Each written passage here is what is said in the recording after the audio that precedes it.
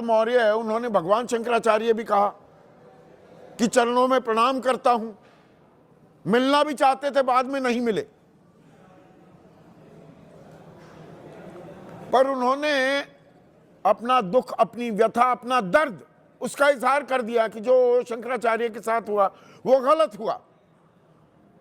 वो एक उप मुख्यमंत्री हैं, और अब दूसरे उप मुख्यमंत्री ब्रजेश पाठक वो भी खुल्लम खुल्ला आ गए हैं कि ये तो बहुत ही महापाप हो गया जी जो किया गया है बटकों के साथ।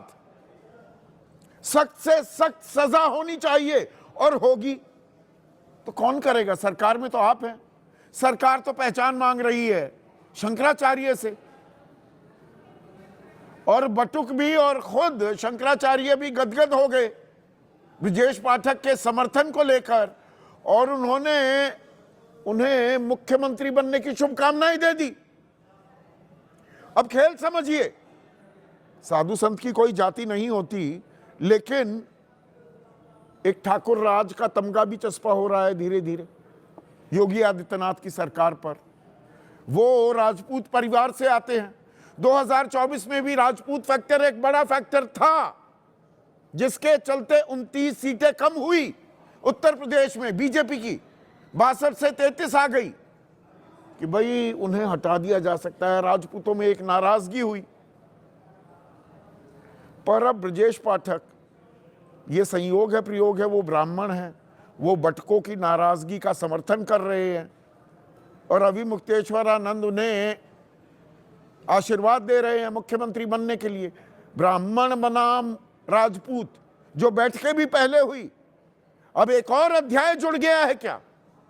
और इसमें दरअसल खेल अगड़ा बनाम पिछड़े में भी जाकर अटकने भटकने वाला है क्या?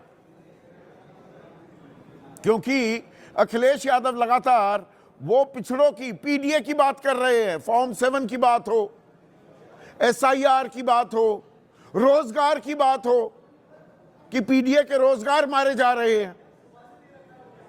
तो मंडल बनाम कमंडल भी, और उसमें पुट राजपूत वर्सेस ब्राह्मण का, और डबल इंजन जो सरकार चल रही थी उसके डब्बे ही आपस में टकराने लगे हैं क्या उत्तर प्रदेश में?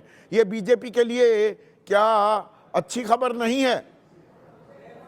ऐसे में आपकी राय क्या है? आपके सुझाव और आपके सवाल, जो अब सीधा सवाल के अहम हिस्सा बन चुके हैं। काफी वक्त से बीजेपी एक नारे का भरपूर इस्तेमाल करती है जब भी किसी राज्य में चुनाव होते हैं, अब की बार डबल इंजन सरकार।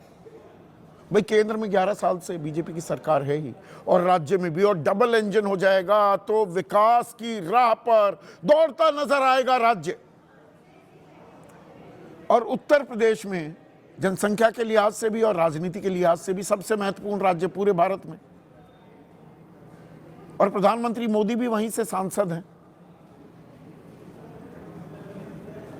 तो वहां पर डबल इंजन सरकार है। लेकिन अब ये डबल इंजन सरकार, ये इंजन ही आपस में टकराने लगे हैं क्या? इसकी गूंज काफी दिनों से हमें सुनाई दे रही है। दिल्ली और लखनऊ के बीच सब कुछ ठीक ठाक नहीं है। 2027 की लड़ाई उत्तर प्रदेश के विधानसभा चुनाव के नतीजों को 2029 लोकसभा चुनाव से भी जोड़कर देखा जा रहा है। पोजीशनिंग हो रही है दिल्ली में भी और लखनऊ में भी कि प्रधानमंत्री नरेंद्र मोदी जब कभी भी अगर पद छोड़ते हैं तो बीजेपी में उनके बाद कौन? और इसमें लखनऊ में योगी आदित्यनाथ और दिल्ली में अमित शाह, ये दो खेमे हैं। राजनीतिक जानकार इस बात को बखूबी समझते भी हैं, और एक प्रतिस्पर्धा वहां चल रही है और राजनीति में होती भी है। लेकिन इंजन तो टकरा ही रहे थे, अब डिब्बे भी टकराने लगे हैं। और ऐसा मैं क्यों कह रहा हूं? 1 महीना हो गया शंकराचार्य पर तकरार शुरू हुए। अमौनी अमावस्या के दिन अभी मुक्तेश्वरानंद को स्नान करने से रोका गया, वो पालकी में आ रहे थे, रोक लिया गया। बटकों को शिखा से